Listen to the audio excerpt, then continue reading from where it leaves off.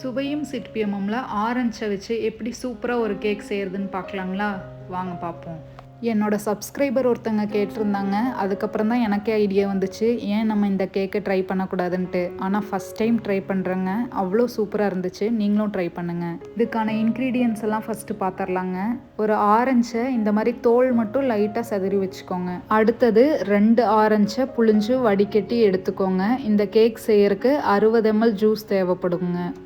ஆரஞ்சை புழிஞ்சதுக்கப்புறமா 60 ml ஜூஸையும் 1 teaspoon orange ஜெஸ்டையும் மெஷர் பண்ணி எடுத்து வச்சுக்கோங்க.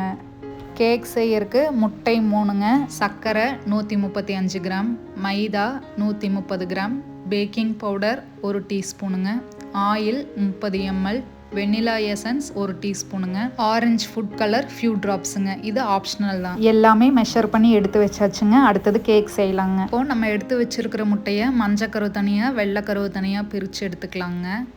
எடுத்ததுக்கப்புறமா ஸ்டிஃப் பீக் வர வரைக்கும் பீட் பண்ணணுங்க. எக் ஒயிட் பீட் பண்ணும்போது கொஞ்சம் கொஞ்சமாக சர்க்கரை சேர்த்து பீட் பண்ணிக்கலாங்க. ஸ்லோ ஸ்பீட்லேருந்து ஹை ஸ்பீடில் பீட் பண்ணுங்கள். அப்போ தான் ஸ்டிஃப் பீக்ஸ் கிடைக்குங்க.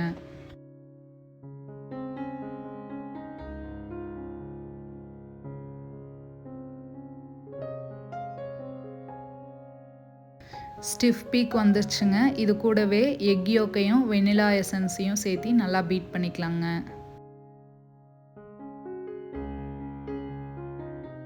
இது கூடவே ஆயிலையும் ஆரஞ்சு ஜெஸ்டையும் சேர்த்து ஆயில் நல்லா மிக்ஸ் ஆகிற அளவுக்கு பீட் பண்ணி எடுத்துக்கோங்க.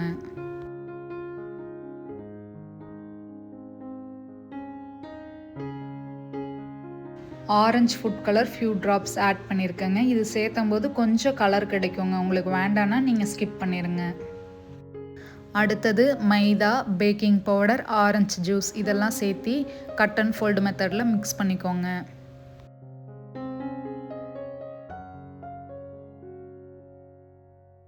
பேட்டர் நல்லா மிக்ஸ் ஆனதுக்கப்புறமா பட்டர் ஷீட் போட்ட 8 இன்ச் ஸ்கொயர் டின்னில் மாவை ஊற்றிக்கலாங்க.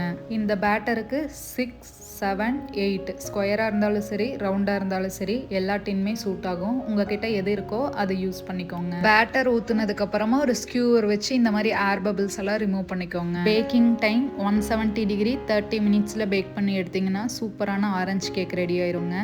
பேக் பண்ணதுக்கப்புறமா மினிமம் 1 hour ஆச்சு கூல் டவுன் ஆனதுக்கப்புறமா கட் பண்ணிக்கோங்க. கேக்கோட ஸ்பாஞ்ச் நல்லா சூப்பராக பேக் ஆகி வந்திருக்குதுங்க.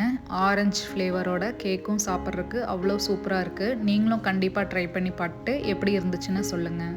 நீங்கள் இப்போ தான் இந்த சேனலை ஃபஸ்ட் டைம் பார்க்குறீங்கன்னா இந்த சேனலை மறக்காமல் சப்ஸ்கிரைப் பண்ணிக்கோங்க.